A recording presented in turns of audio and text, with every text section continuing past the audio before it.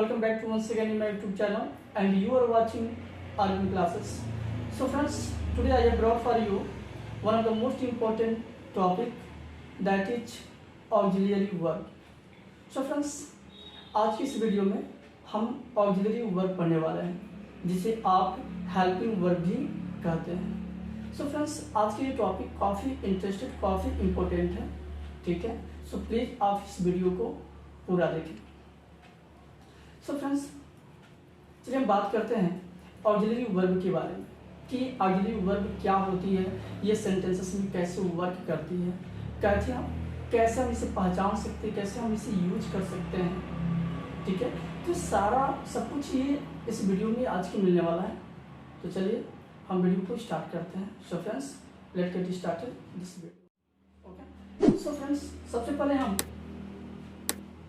यहाँ देखेंगे auxiliary verb is equal helping verb. So friends, यानी कि ऑक्सिलरी वर्ब को हम हेल्पिंग वर्ब भी कहते हैं. डिफिनेशन पे चलते हैं. The verb which helps the main verb to complete the meaning of the sentence is called auxiliary verb. So friends, यानी कि डिफिनेशन सी कह रहा है कि the verb which helps the main verb, the verb which helps the main verb to complete the meaning of the sentence is called auxiliary verb. यानी कि एक ऐसी क्रिया जो टेंस बनाने में मेन वर्ब की हेल्प करती है, मेन वर्ब की सहायता करती है, ऐसी वर्ब को हम क्या कहते हैं? सो फ्रेंड्स, ऐसी ही वर्ब को हम ऑक्सिलरी वर्ब कहते हैं. इनफैक्ट फ्रेंड्स, अगर हम बात करें ऑक्सिलरी वर्ब की, तो मेन वर्ब के साथ सेंटेंस में आकर वो उसका हेल्प करती है, मतलब टेंस बनाने में हेल्प करती है, मदद करती है मेन वर्ब की. सो गाइस, ये तो रहा डिफिनीशन. अब चलिए हम एग्जांपल के माध्यम से समझते हैं कि क्या इनफैक्ट वास्तव में ऑक्सिलरी वर्ब जो कि मेन वर्ब की सपोर्ट करती है या नहीं करती है. तो चलिए देखते हैं हम एग्जाम्पल में. पहला एग्जाम्पल देखेंगे, Ram is reading a book. First example क्या है? Ram is reading a book, यानी कि राम एक पुस्तक पढ़ रहा है. सो फ्रेंड्स, यहाँ देखेंगे हम, अगर हम इसको इसमें से रिमूव कर दें, कैंसिल कर दें, तो क्या इस वाक्य का जो सेंस है वो कंप्लीट होगा? नहीं होगा, बिल्कुल नहीं होगा. तो यहाँ पर हम क्या देख रहे हैं कि जो आपकी जो ऑक्सिलरी वर्ब है, यानी कि जो ये जो वर्ब है, ये सपोर्ट कर रही है, मतलब ये हेल्प कर रही है. किसका? यानी कि ये हेल्प कर रही है मेन वर्ब यानी कि रीड का. सो इस तरह से सेंटेंसेस आपका क्या हुआ? Ram is reading a book, यानी कि राम एक पुस्तक पढ़ रहा है. सो सेकंड देखेंगे, she was speaking the truth. She was the speaking the truth, यानी कि वो सत्य बोल रही थी. अब यहाँ देखिए, इस वाक्य में जो हेल्पिंग वर्ब है आपका, वो क्या है?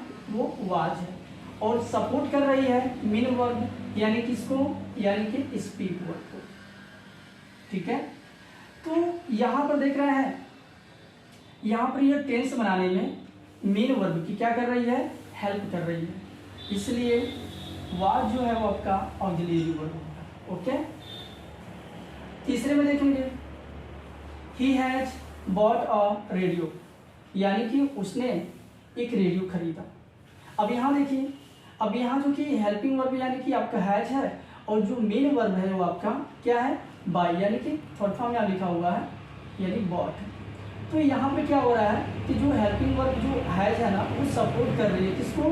बॉट को. ठीक है. और टेंस बनाने में भी मदद कर रही है, क्योंकि यदि हैज को, इज को और वॉच को यदि हम निकाल दें तो क्लियर नहीं हो पाएगा कि सेंटेंस किस टेंस में बन रहा है. ओके. सो फोर्थ में चलते हैं, आई एम टीचिंग यू. अब यहाँ देखेंगे, आई के साथ जो कि एम है, और एम जो कि क्या कर रहा है? एम जो कि हेल्प कर रही है टीच वर्ब को. ओके. तो यहाँ पर जो एम वर्ब है वो कौन सी वर्ब है? ये ऑक्सिलरी वर्ब है, जो सपोर्ट कर रही है मेन वर्ब यानी कि टीच को.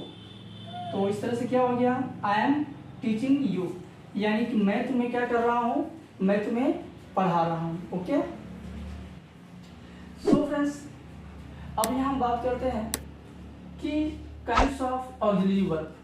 काइंड्स ऑफ ऑक्सिलरी वर्ब, यानी कि हम ऑक्सिलरी वर्ब को दो टाइप्स में डिवाइड कर देते हैं, एक प्राइमरी ऑक्सिलरीज में और जो दूसरा है वो है मॉडल ऑक्सिलरीज में। ओके, यानी प्राइमरी ऑक्सिलरीज और जो दूसरा है मॉडल ऑक्सिलरीज। अब यहाँ देखेंगे हम प्राइमरी ऑक्सिलरीज। इस वीडियो में हम केवल पहले टॉपिक को डिस्कस करने वाले हैं, सेकंड टॉपिक को हम नेक्स्ट वीडियो में डिस्कस करेंगे। ओके, सो यहाँ देखेंगे हम प्राइमरी ऑक्सिलरीज। प्राइमरी ऑक्सिलरीज सिर्फ 3 होती हैं फ्रेंड्स, ये मेनली कितनी होती हैं? 3 होती हैं, यानी बी, हैव, डू। अब जैसे कि आप देख सकते हैं बी, हैव, डू। अब यहाँ पर बी इज इक्वल, यानी कि बी का मतलब क्या होता है? बी के कितने फॉर्म्स होते हैं? तो इज है, एम है, आर है, वाज, वर, यानी be is equal is, M, are, was, were. यहाँ देखेंगे have is equal has, have, had, और do is equal do, does, did. So friends अब हम इनका यूज करेंगे वन बाय वन करके सेंटेंसेस में। सो यहाँ देखिए she is going, she is going, यानी वो जा रही है, यानी इस सेंटेंस में जो आपकी ऑक्सिलरी वर्ब है ना वो क्या है? वो आपका इज है, और जो मेन वर्ब है गो, यानी कि जो इज वर्ब है वो हेल्प कर रही है मेन वर्ब यानी कि गो को। तो यहाँ पर जो इज होगा वो आपका क्या होगा? हेल्पिंग वर्ब होगा, ऑक्सिलरी वर्ब कहेंगे हम। सेकंड पे चलते हैं, आई एम रीडिंग।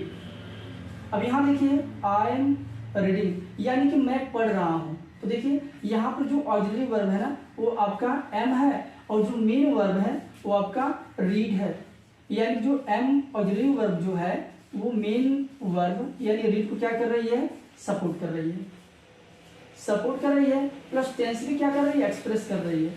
जैसे कि हम कह सकते हैं कि सी इज गोइंग, यानी वो जा रही है, present continuous. I am reading, मैं पढ़ रहा हूँ, कॉन्टिन्यूअस। तीसरा देखेंगे we have won the match, यानी हम मैच जीत चुके हैं, जीत गए हैं। अब यहाँ देखिए यहाँ हैव का प्रयोग किया गया है, और चूंकि हैव एक ऑक्सिलरी वर्ब का यूज किया गया है जो हेल्प कर रही है मेन वर्ब यानी किसका? विल का। तो देखिए हैव सपोर्ट कर रही है विल, यानी कि उसका थर्ड फॉर्म वन है। तो इस तरह से हैव आपका ऑक्सिलरी वर्ब हो जाएगा। अब यहाँ देखेंगे फोर्थ में डू यू नो मी, यानी क्या तुम मुझे जानते हो। अब यहाँ देखिए डू का प्रयोग जो कि इंट्रोगेटिव सेंटेंस में भी किया जाता है प्रेजेंट में। तो देखिए ये जो डू है वो सपोर्ट कर रहा है, वो सपोर्ट कर रही है किसको? मेन वर्ब कौन हुई? तो यहाँ देखिए नो है, यानी ये आपका हेल्पिंग वर्ब है, और ये मेन वर्ब है। चलिए फिफ्थ में चलते हैं, यहाँ देखेंगे they were not going to school, यानी कि वे आज विद्यालय नहीं जा रहे थे। They were not going to school, यानी विद्यालय नहीं जा रहे थे। अब यहाँ देखिए जो हेल्पिंग वर्ब है, जो मेन वर्ब है ना वो आपका क्या है? वर है, वर, और सपोर्ट कर रही है मेन वर्ब यानी कि गोइंग। तो देखिए यहाँ पर गोइंग यानी कि गो। नेक्स्ट में देखते हैं we have not seen a bird, we have not seen a bird, यानी हमने एक चिड़िया नहीं देखा था, नहीं देख चुके थे। ओके, तो यहाँ जो हेल्पिंग वर्ब है वो आपका क्या है? वो आपका हेड है, और ये हेल्प कर रही है मेन वर्ब यानी सी, यानी कि सीन को। ओके, फिर आगे बढ़ते हैं कि वह नॉट प्लेइंग, वो नहीं खेल रहा था। तो यहाँ जो हेल्पिंग वर्ब है वो आपका वाज है, और हेल्प किसको कर रही है?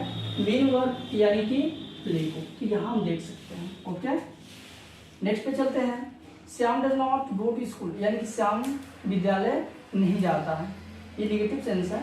तो यहाँ देखिए यहाँ हेल्पिंग वर्ब कौन? यहाँ पर डज का प्रयोग किया गया है नेगेटिव सेंस में, जो कि सपोर्ट कर रहा है किसको? मेन वर्ब यानी कि गो को। सो फ्रेंड्स इस तरह से हमने एग्जाम्पल के माध्यम से स्टेप बाय स्टेप सबकी यूज भी कर लिया और इस कॉन्सेप्ट को हम समझ भी गए।